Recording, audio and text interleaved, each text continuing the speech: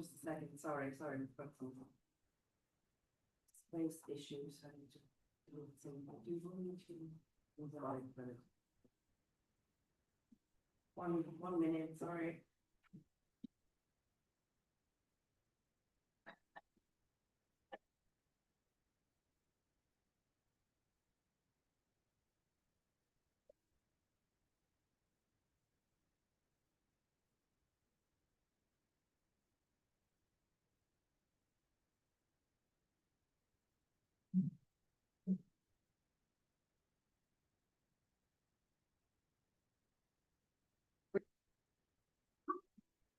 Okay, good morning, comrades. Welcome to the first morning session of Communist University. As has been the norm over the last 2 days before the speaker introduces the session, we'll have a short reading from Tam. Yes, the next section of Leftist manifesto and the proletariat of making of Afghanistan. Against the bourgeoisie, the weapons are raised that once it death-dealing swung to shatter the feudal world, for it has in its turn brought forth a class which swings the death-dealing weapons against it. Together with it, from the very beginning, there grew in huge masses its inseparable servant, the proletariat, that only lives by work, but only picks up work if it quick and abundant adds to the bourgeois capital. As the capitalist is selling commodities, so the worker sells his commodity, labor power, and is forced to compete and to share the ups and downs of the capitalist market. Appendage to the machine, he sells his manipulation and gets his subsistence and what it costs to propagate and rear his useful kind for the price of labor power, as of other wares, conforms to the cost of its coming about. These workers co-inhabit no more in the patriarchal workshop of the master of their craft, drilled in long columns, foot soldiers of machine trades. They stand in the wide factory halls, slaves of the bourgeois class, daily and hourly enslaved. Work is divided. The workers perform their monotonous part. The hours run on killing the mind and exhausting the muscle. What the journeyman of the craft saw, the product of his hands, they see no more. No shoe or plough which they would have made. The machine is ingenious. The worker grows dull, for the grips are simple. But the effort put in is still huge. The wheels resolve quicker. No doubt anybody can do it. Sweating women and children surround the workbench. Gender and age count no longer. All they are now is mere tools and living levers, producing commodities whose end it is to create profit. When they've given their exploiter more than they cost, when the exhausted, slumping hands finally clutch the scanty pay envelope, at factory gates, new robber bands await them. Landlord, usurer, shopkeeper, physician, all stage their raids. No doubt, soon enough, such middle classes as traders, peasants, and craftsmen fall into the proletariat because the small profit is not enough to buy new machines, or because factory production devalues their specialized skill. All are kicked out from shop or workshop or tenant farm to the army of workers. And the proletariat climbs up step by step in the war that rages between the owners of hands and the owners of tools. A war that came to be as soon as these classes came to be.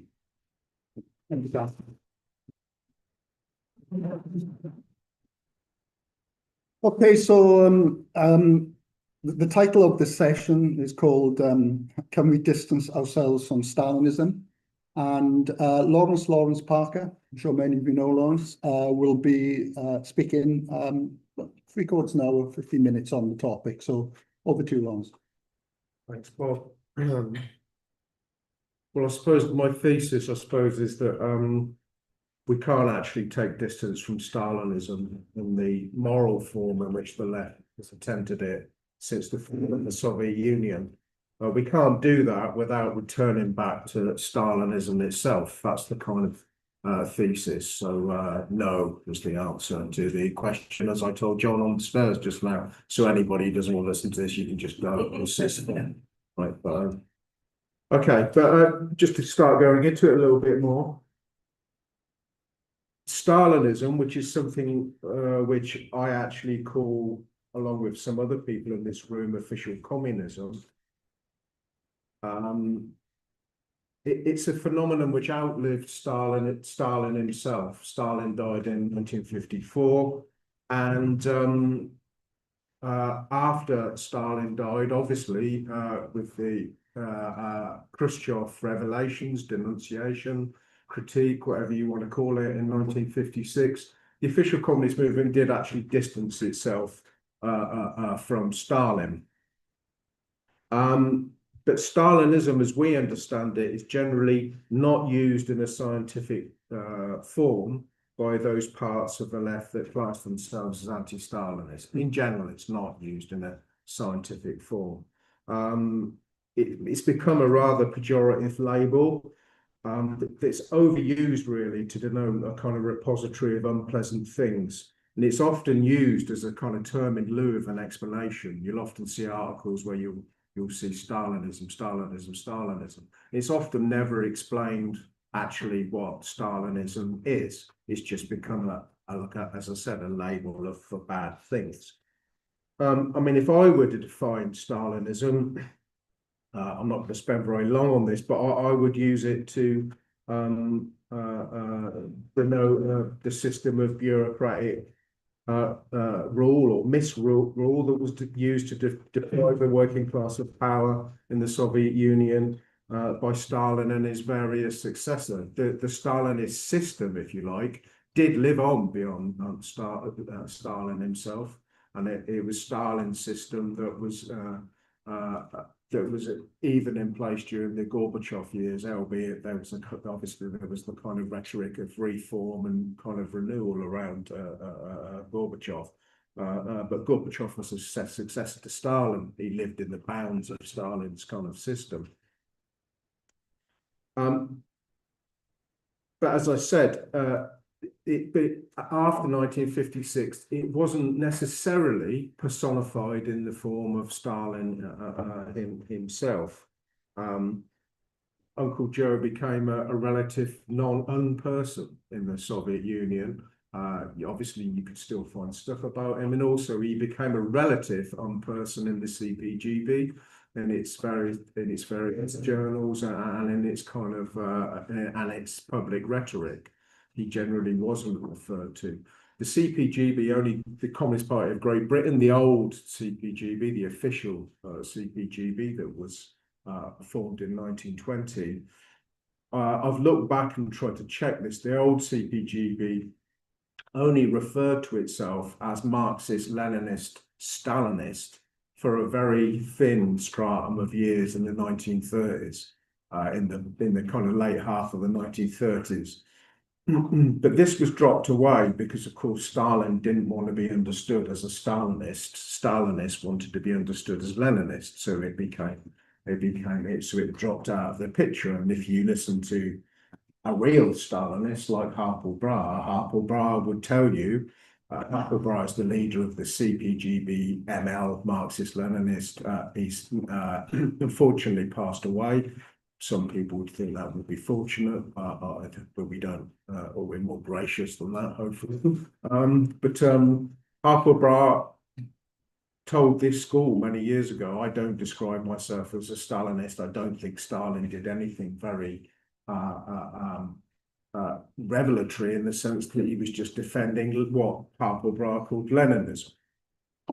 So the CPGB didn't refer to itself as Stalinist, and after 1956 it kind of dropped out of the Stalin dropped out. You did read about him sometimes, but he became a relative person.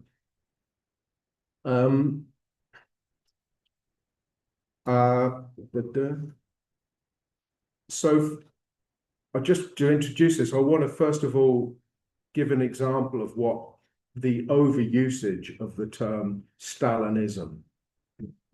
As I've said, it is quite accurate to call an organization like the CPGBM Stalinist, although its origins were actually in the Maoist movement in the 1960s. And of course, it was a part of the kind of pillar of the Maoist movement that the Soviet Union had traduced the memory of Stalin, and that after Stalin, things had started to go to the bad. I'm massively oversimplifying the kind of Maoist doctrine on that point.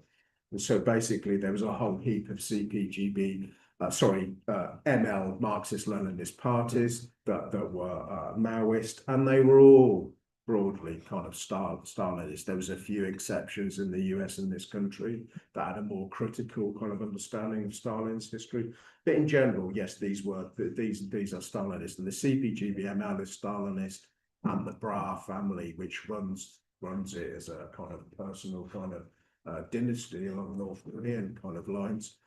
They are Stalinists. They celebrate Stalin, and he's something of a hero to them. You could also call the British Young Communist League, which is attached to the Communist Party of Britain's Morning Star. This has been pushed back a lot by the CPB elders, and the YCL's got a new leadership, which I would say is less attached to this type of stuff.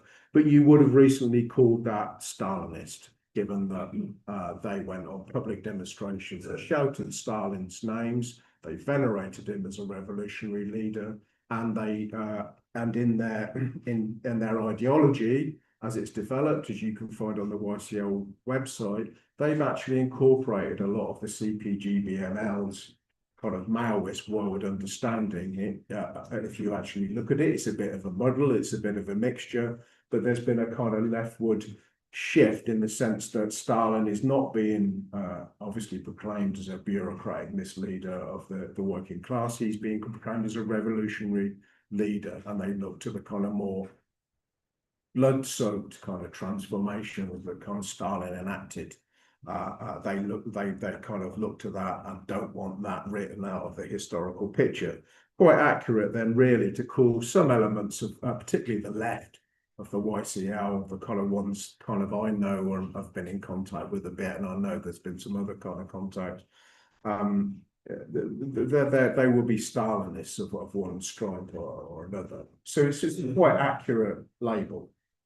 But I wouldn't actually say that Stalinism is really of much use in the contemporary setting to describe the Communist Party of Britain, Morning Star itself. And I'll explain that in the sense that none of its leaders, I mean, including its present General Secretary, Robert Griffiths, none of its early leaders had a particular history of Stalin veneration. That wasn't really what they were about. They were about something slightly different in the sense that they wanted to follow what the most recent Soviet leader had said. So they all absorbed the Khrushchev critique of Stalin. They all absorbed whatever Brezhnev did it. They called Gorbachev the Lenin of today. Ridiculously enough, and this followed an old trend in the CPGB when during the Second World War, Earl Browder, the leader of the American communists who liquidated the party, he was trumpeted in the Daily Worker as the Lenin of today. So Lenin could take on many weird and wonderful kind of forms, including with the traitor Gorbachev became hailed as the Lenin of today. They were interested in what the last Soviet General Secretary said yesterday. They were less ideologically interested in Stalin. And actually the CPB in the late 1980s, which it holds to this today, it does have a critique, a half-assed, half-baked kind of weird re-rendering of some of what Trotsky wrote in Revolution Betrayed, in that the CPB tells its members off, tells the YCO off if they venerate Stalin. It doesn't venerate. It doesn't, in public at least. It doesn't say that purges were a good thing. It actually is critical on some kind of points, while being generally loyal to kind of the idea of the bureaucratic socialism that Stalin initiated. So they're still within that kind of framework, but they're not Stalinists in particular. And what this mischaracterization of the CPB achieves, actually, and what it actually does, is if you over focus on this kind of label of calling them Stalinists and approach them, as I've seen many Trotskyists do, and you approach the CPB and start going on about purges and show trials and the piggish way in which to put it mildly, in which the Soviet Union operated in the Eastern Europe after the Second World War. If you tackle them on that stuff, large parts of their politics go unexamined. So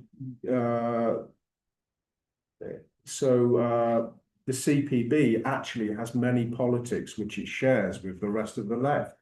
Broad leftism, Taylorism and opportunism towards the trade union movement, the idea of socialism in one country, using the national state, attachment to the British national state, thinking that the Labour Party is or was, that could be about to change, was a viable road to socialism. These are all politics which vast swathes of the left actually share in one form or another, including Trotskyist groups and comrades.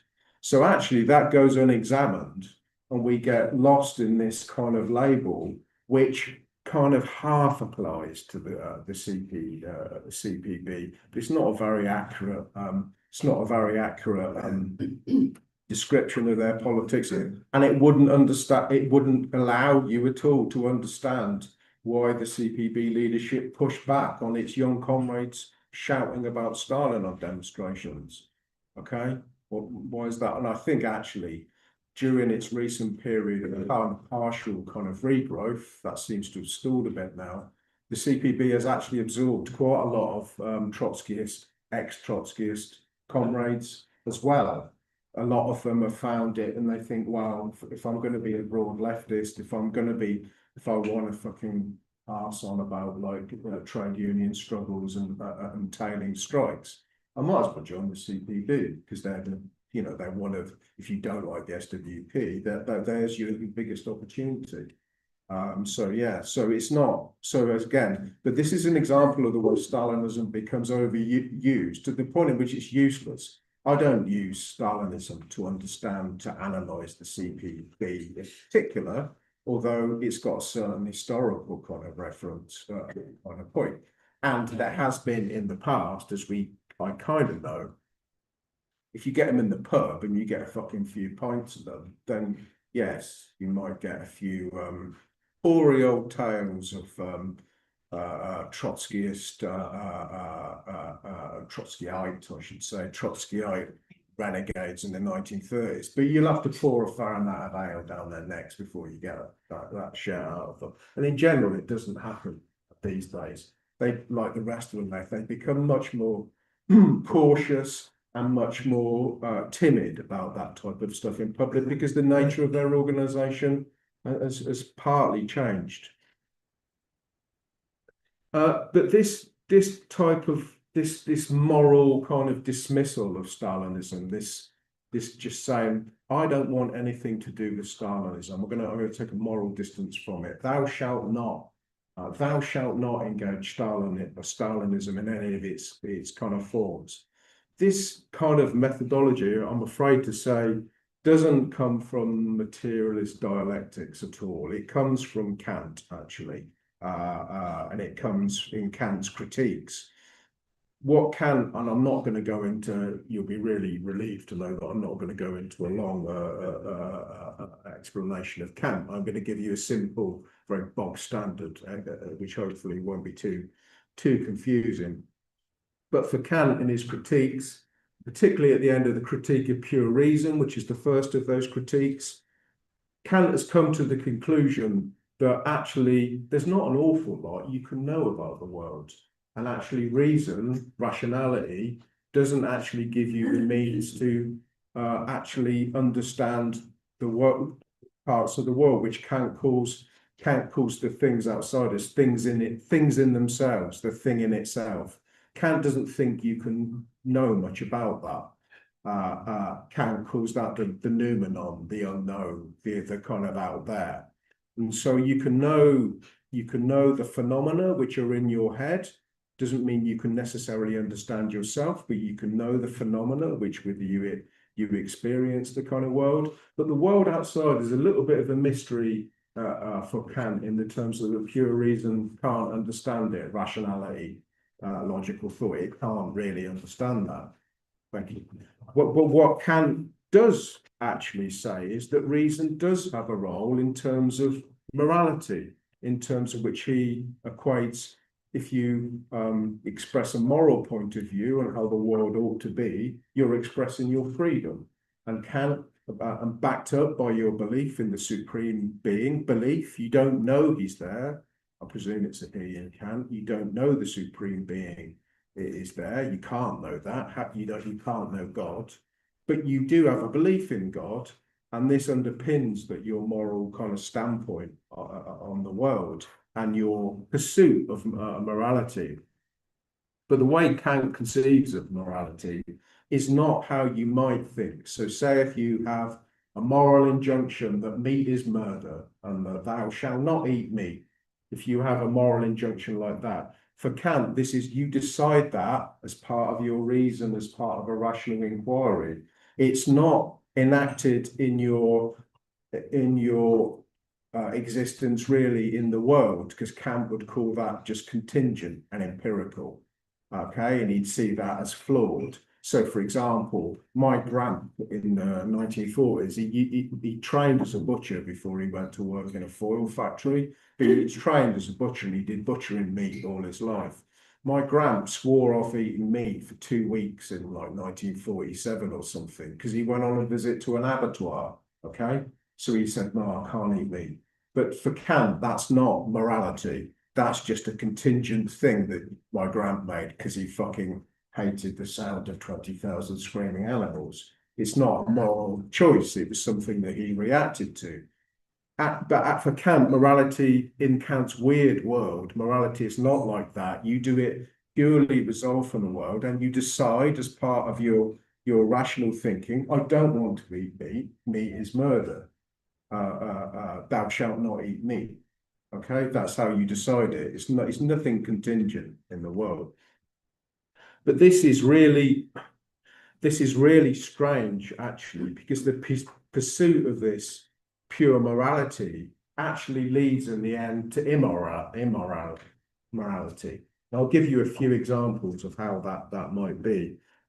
So there's a play by a 19th century playwright, which you've probably heard of, called Ibsen, called The Wild Duck. And then I'm not going to go through the whole plot of The Wild Duck, but basically what The Wild Duck involves is in many of Ibsen's plays, you have characters in it that insist upon a very pure and upright morality. So in The Wild Duck, one of the characters insists on telling a family the truth about their existence and their past. And as you all know, families very much exist together on precisely forgetting things that have happened in the past. That is how families have to function. Same way as political groups, we have to forget old spats and old angst. If we want to work together as a political group, we have to forget our personal squabbles. And it's the same in families. There's been all sorts of things that have gone on in my family, and that I've been through with my brothers, all sorts of fucking nightmares. But they're my brothers, so I love them, and I forget about them. having to wheel one of them home in a shopping trolley at 2 o'clock in the morning because they're so pissed. Doesn't sound like you've forgotten it. I have forgotten it, but I still love my brother Adam. He's my brother. He'd actually broken his leg, gone to the pub, got pissed, got in a fight, lost his crutches. So I had to go and push him home in a shopping trolley. So that's brotherly love, that is. And yeah, he owed me. He had to buy me pints for fucking years, or for that long, I can tell you. But yeah, families have to forget those things to jog along. And in The Wild Duck in Ibsen, precisely, the character gets into this family kind of situation, and he insists on telling the truth, the whole unvarnished truth, in this very pure moral way, telling them the whole fucking truth to the family. And what happens? You end up in immorality. There's a death. The family is diminished. And it's partly destroyed through this kind of thing. So you can see the way, at least, in which this pure morality can go wrong. Another example that I'm briefly going to talk about will be someone like the writer Quentin Crisp. You may have heard of The Naked Civil Servant and the book and the film that John Hurt made off that film. There were the films. Quentin Crisp had this very moral idea. Quentin Crisp was he described himself as an effeminate homosexual. This is in 1930s and 1940s Britain, and he's wearing nail varnish, makeup, and he headed his hair. And he had this very kind of moral stance in 1930s. This is 1930s and 40s Britain, that I'm going to go out, you're going to have to deal with me. You're going to have to know that I exist in the world and accept it. That was his moral stance. Now that is fucking, like, in 1930s and 40s Britain, that's hardcore, because he got spat at, he got beat up. You can kind of imagine Britain wasn't a very Britain wasn't very progressive attitudes towards that type of stuff in the 1940s. So in some ways, he's very inspiring. He could be like a moral hero. But Quentin Crisp had this kind of also thing when he went to America later on, that he didn't want to be seen as part of a movement, as part of as part of the gay movement, as anything to do with that. So when the question of AIDS came up in America, as it did at that time, which was killing a lot of gay men in America, as it did in Britain, Quentin Crisp, in his with his purely individual morality, gave a ridiculous response to when he was asked about the question of AIDS. And he said, oh, it's just a fad. It's just a fashion. And this was his kind of, because he had just had this individual morality that I am who I am. I'm an effeminate homosexual, and my boundaries don't really extend beyond that. And of course, in that sense, he was just perceived as callous, and it was immoral. His morality became morality. So this is how this pursuit of a very pure morality, sticking to these tenets or these postulates, can really screw you. And just as in the two cases I've outlined, the left-wing use of this pure morality towards Stalinism, it ends up, as far as I can see, in immorality. Okay. So, but the main attempt, which I'm going to look at, the main attempt to use this kind of moralizing distancing from the Soviet Union actually came. Well, I'm kind of just talking from my experiences, and because I came into politics in 1990, like a year before the Soviet Union collapsed. It's nothing to do with me. So yeah, so we had at the time a whole heap of groups who indulged, I have to say, looking back in hindsight, with some very dubious kind of anti-communism, fall of communism rhetoric, the worst being the SWP.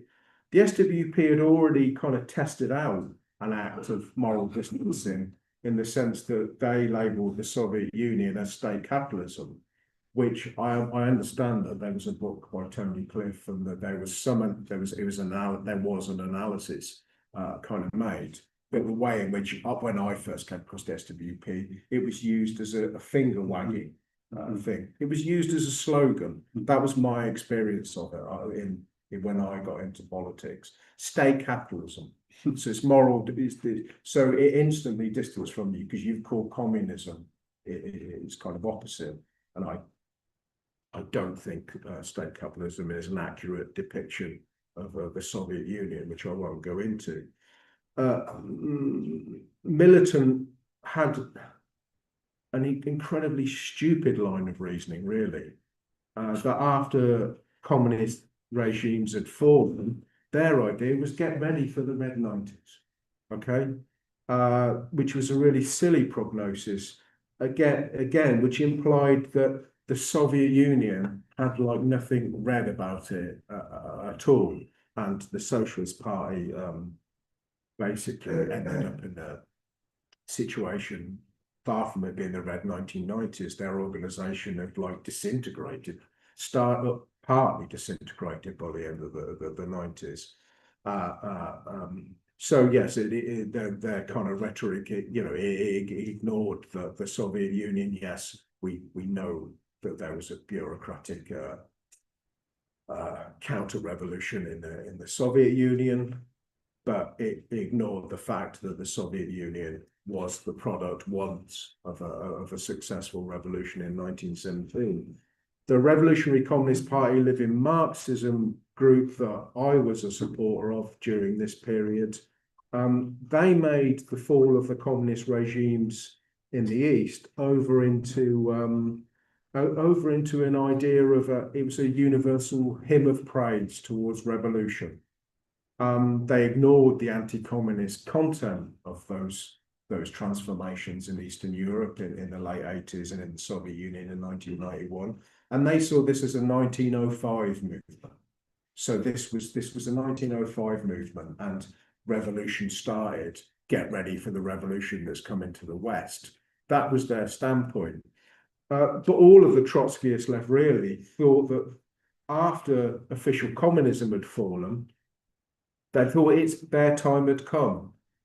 By the very fact they'd had us next kind of mentality. It's our time now, comrades. The Soviet Union, the official communist movement's out of the way. Ian Burchill, I read this up, he said at the time, he was an SWP member at that time. Now I believe he might be around RS21. I don't know. He said at the time, now that the old Communist Party of Britain is out of the way, we can get on with the job of squaring up to our real opponent, which is the Labour Party. The way's been cleared. It's us and them now, which is incredibly stupid. But they thought, by the very virtue of the fact that they'd been Trotskyists, and Trotsky, of course, was Stalin's enemy, and he was his foe, the foe that Stalin had killed. Okay, they thought that they'd already established their moral distance. Once the class struggle rejuvenates, once people start going on strike, it's our time.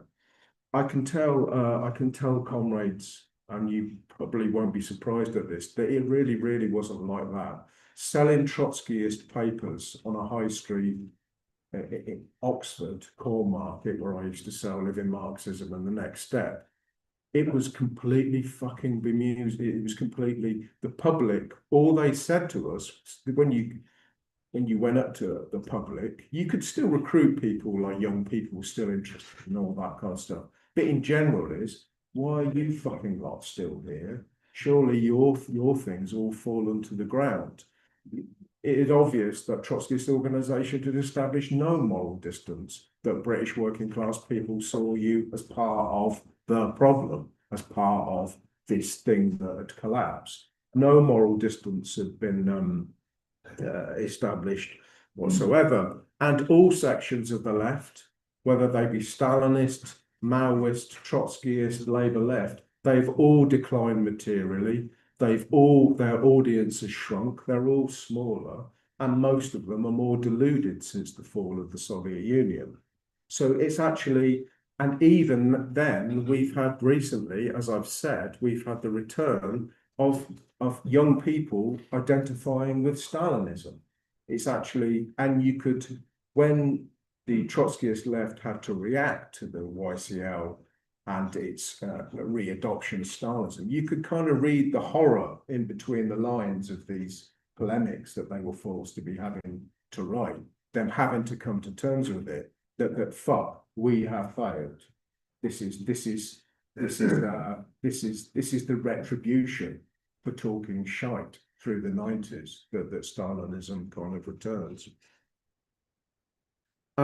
Also, after the fall of Stalinism, one would have expected a real clearing of the stables, wouldn't they, across the revolutionary left after the fall of Stalinism? A real absolute spring clean of all the fucking accumulated muck. You would have expected after the Soviet Union, the official communist movement fell, you would have expected that the old regimes of bureaucratic centralism had come to an end. You would have expected organizations to open up and allow their members to talk in public and to write in public and debate and critique in public. You would have expected all the old patriarchal figureheads of the Trotskyist left to be put in the dustbin. You would have expected popular frontism to go by the wayside. And you would have expected the abuse of comrades in some organizations to come to an end. In fact, none of that stuff has gone away. And they're all the bastard offspring of Stalinism. Respect was such the way in which it was put across and theorized. Respect was a fairly pure form of popular frontism or unpopular frontism, as it's often called. So all these practices got worse. So this actual idea that you have a moral distance from Stalinism if you're a revolutionary leftist, and that you can do that kind of act of moral distancing and without doing the hard yards of actually unpicking what Stalinism was, understanding it and dealing with it. I think that's been proved to be utterly wrong. And then in the last part of this, obviously, I think this thing about moral distance from Stalinism has played a kind of minor role in forging communist unity. I think this has. Nick Rack has chided me and CPGB members such as Mike, John, Jack, for not wanting to distance ourselves from Stalinism sufficiently enough. And I think he asked a rhetorical question in one article. I want to morally distance myself from Stalin, don't you? It's like this kind of thing. So he is somebody, and TASS in general are a group that they try to use this, what I would say, discredited a methodology of moral distance. I think I was suspect to TASS because it's kind of obvious that given that I'm a historian of some sort of the old CPGB, I do actually want to study it. I don't actually want to morally rebuke it or wag a finger at it. But if you're a historian, you kind of have to get on with and do the hard yards of studying something. It's actually not very edifying as a historian just to be stuck with a load of stupid labels for something. I can tell you that right now.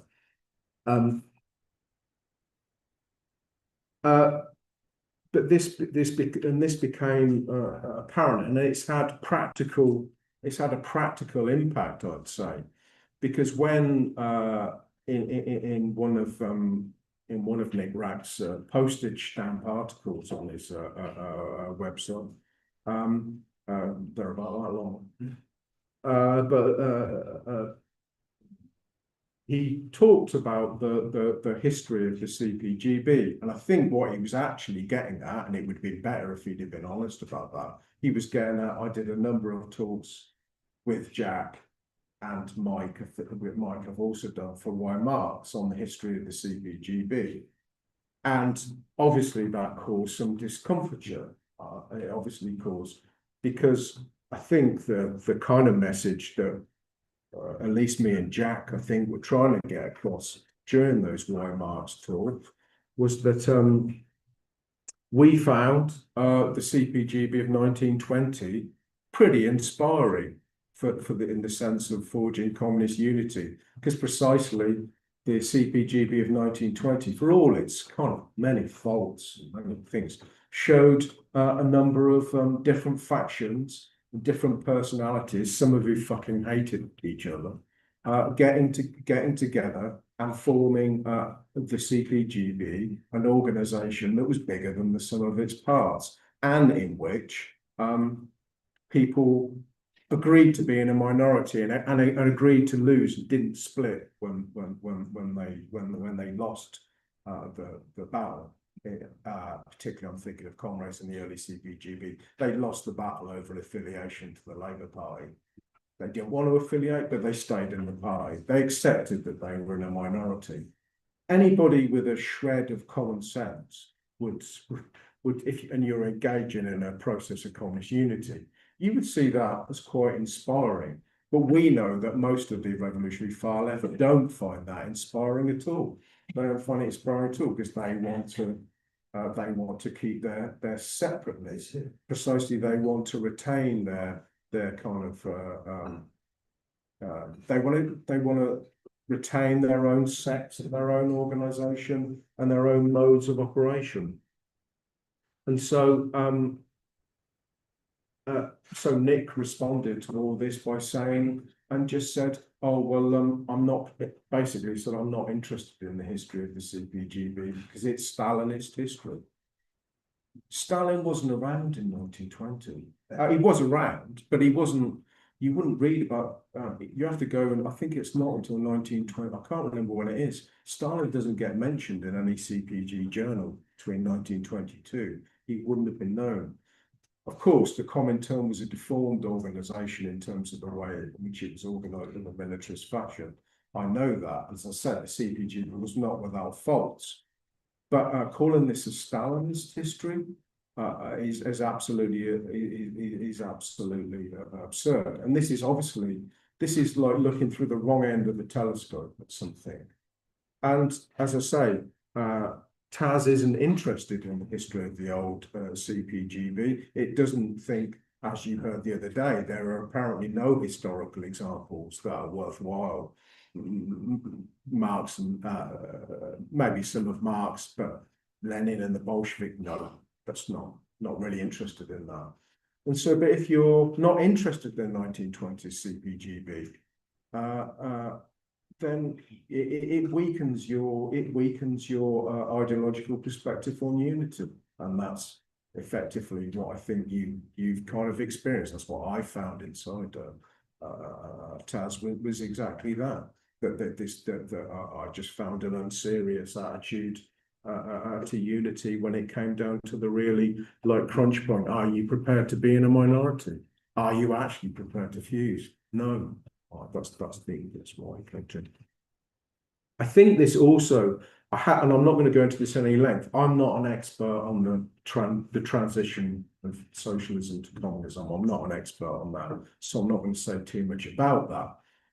But I think that this idea of distancing yourself from Stalinism, I think this also impacted upon their view that as far as I can see, this is how I see it and others see it. They haven't got a proper theory of the transition from socialism to communism.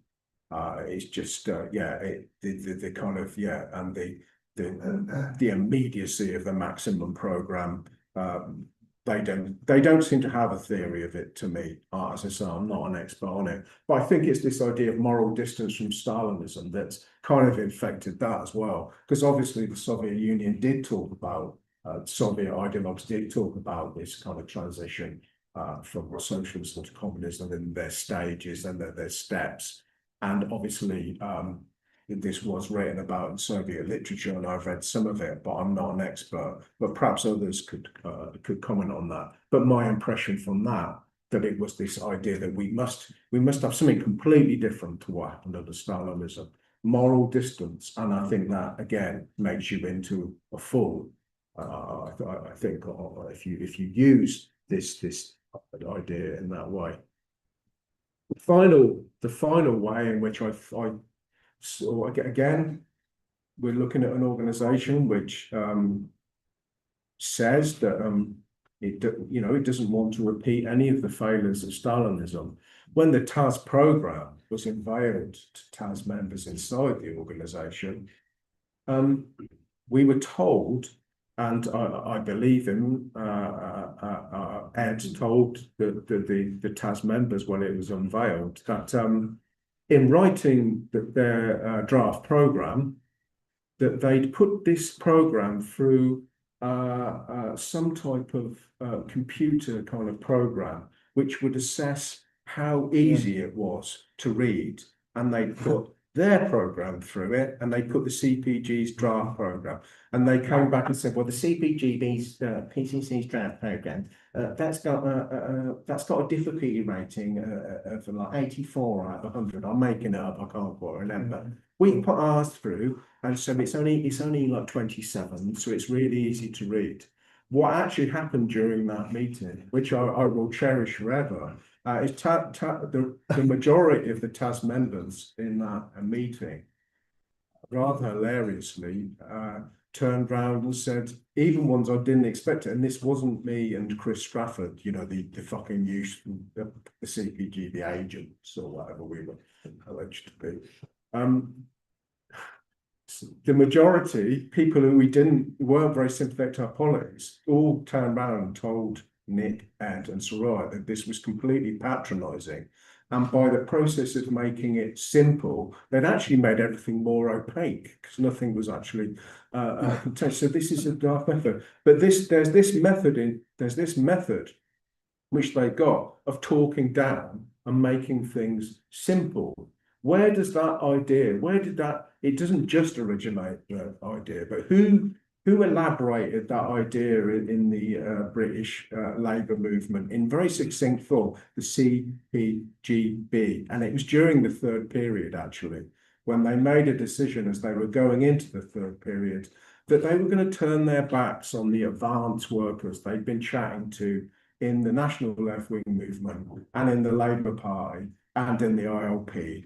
They turned their back on that, and the idea was, and this was very explained by lots of different comrades, it was actually explained in that we're not going to do that anymore. We're now going to go to the mass. We're going to go to the mass with some very kind of simple slogans, agitational slogans, which the working class can fight around. We go straight to the class, don't go to them. So therefore, what they ended up doing was talking down. I don't have time to go into it, but if you look at the electoral program that they did for 1929, class against class, all these programs that the CPGB produced, yes, class against class did have some fucking blood-curdling statements in it about the social imperious lackeys of the Labour Party.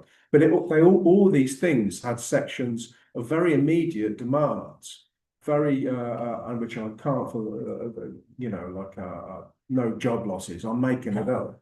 But they all had these immediate things. And that was the same all through the Popular Front. The CPGB saw its route to the masses was through these very immediate populist kind of demands. And that even comes across around the period when they released For Soviet Britain. And it also came out in the 39 draft program, which had two kind of sections, one of which we might understand, three sections, two of which we might have understood as the old-fashioned minimum and maximum programs. But then there was a whole heap of immediate demands that a Labour Party would enact once it got into power. So, you start off with this moralistic denunciation of Stalinism, but by not studying it and not analysing it, you just end up repeating it. And that's really what I'm arguing it against. Because obviously you can distance yourself from Stalinism. And in the, how long have I got left for? Yeah. Yeah, you've got about 8 minutes left. Oh, that's right. So in the last bit, so how can you distance yourself from Stalinism? Well, first of all, I don't think it's going to be very easy, because it's not going to be very easy because any communist pie, any Jeremy Corbyn left pie for that matter, if it gets into any kind of positions of prominence, if it starts growing, if it starts burgeoning, you're going to be hit by bourgeois ideologues fairly quickly with the idea of what happened in the Soviet Union. Do you want to repeat that? That is going to come up. You can't dodge it. You can't just say we're taking a moral distance, or you have to explain, and you have to fight in the battle of ideas by analysing Stalinism, official communism, whatever you want to call it. And you're going to have to do that. But it won't be easy. It's going to be flung at, and it will become a big issue. No one's really flinging it at you at the moment. I presume maybe not, maybe they are, I don't know. No one's flinging it at you at the moment because you're not any type of threat. We're not any type of threat. We're no, you know, as soon as it gets into a position of being a threat, then we're going to have to deal with this kind of issue. And the only way in which this can be dealt with, in mind, it has to be dealt with by debate, education, study of the Soviet Union and the official communist movement. I mean, a real study. I don't mean sitting at home over a weekend reading a book by Tony Cliff and then knocking an article out in half an hour. I don't mean that. That's not study. That's just routinism. And we need to embark upon kind of pursuit of a collective kind of rational knowledge about Stalinism, official communism. That's the only route out of this. It's education, and therefore giving people confidence to argue this like coherently in public and among ourselves. And finally, the final point I'll deal with, when we I think it was a couple of years ago when there was kind of a debate about communist unity, and it started at Communist University, and it went into the Weekly Worker a little bit. We then had comrades who've been around the critique tradition, not Yasmin, obviously, but kind of older comrades, older Trotskyist comrades who are in them type of circles. And you probably heard a bit of it from Peter yesterday because it's the same kind of thing. They argued, I think it was Paul Smith who argued, well, of course, yes, we want communist unity, but there's no way we can have anybody who believes in the Soviet Union or in Stalinism. To which my response is, well, A, I don't really want to build a Trotskyist sect any more than I want to build a Stalinist sect. And B, why ever not? I mean, why wouldn't we have them people in it? I don't understand the problem at all, because precisely as long as they're satisfied with the pursuit of a collective knowledge of Stalinism, I don't see the point. And precisely for embarking upon that study and that education and that argument, probably a lot of the differences will fade into points of shade rather than the outright oppositions that we sometimes see on this difficult question. And also, I'd have to say, if you were going to be rigorous about it, and you wanted to exclude people who had any kind of, I'm not Stalinist, I'm not a believer that the Soviet Union was a worker state, and I'm not even a believer that it had a planned economy. I don't believe in those sort of things, but I'll be blunt with you. This is my historical reading of it. I think that if the Soviet Union had fallen to Nazi Germany in 1941, I think the world would have been an incredibly more horrid place than it was. It was horrid anyway, and it was particularly horrid when you had, I don't defend the Soviet Union's incursions into Eastern Europe and the way in which it treated those populations. This wasn't a liberatory army. It's actually interesting if you read in popular literature in Germany, there was and in Eastern Germany under the Soviet occupation, there was a whole slew of what were called rebel literature, which was the literature which was dealing with people's experiences after the Second World War. And there's one called, I think it's by Heinz Rayner. I think it's Heinz Rayner. It's called Berlin Finale, and you can buy it. It's been reproduced and it's in Waterstones. It's a great book. But it was produced under the eyes of the Soviet occupation.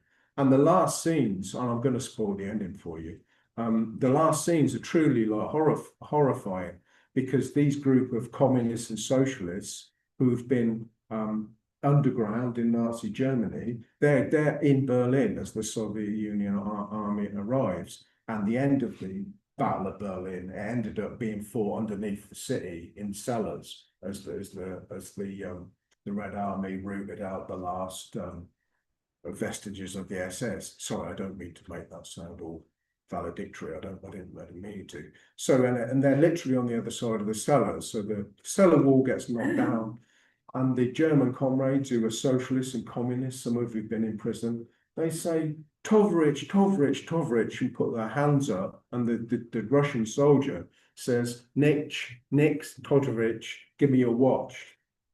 So, and and also the end of that book, the communist and socialist, German socialists, go and meet the Soviet colonel to take over the council for their areas. And the book ends as they go out. They're looking at a shattered city, and there's cries of German women being raped from the Soviet occupation.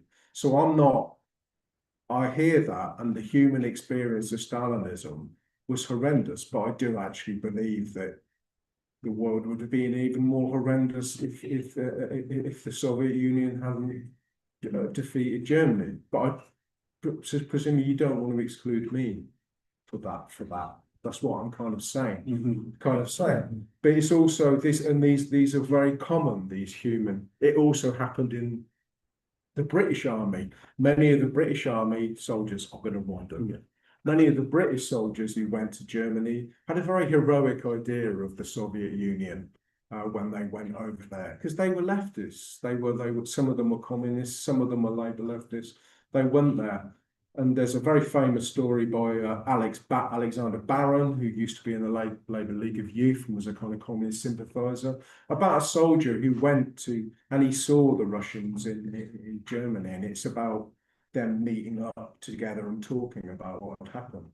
And he just says about how they thought the Russian soldiers were obviously, because they were a peasant army, they thought that they were disgusting, and the way they treated women, and also the way in which Russian soldiers used houses as toilets. And so it was a really horror. So the occupation was a horror thing. So what I'm saying for all this, so I do have moral problems with that. I have moral problems with the way the Soviet Union was, and I can't help that, and I can't help that. But I don't actually think that that's actually a route to politics. Actually, I think politics needs to be, you do have to get a little bit beyond that, the horror of it, and rationally understand what the Soviet Union was, and precisely the ways in which official communism was appalling, as well as some things in which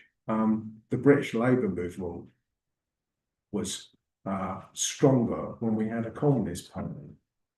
Even a shit one, it was kind of stronger. So that's it. Next one.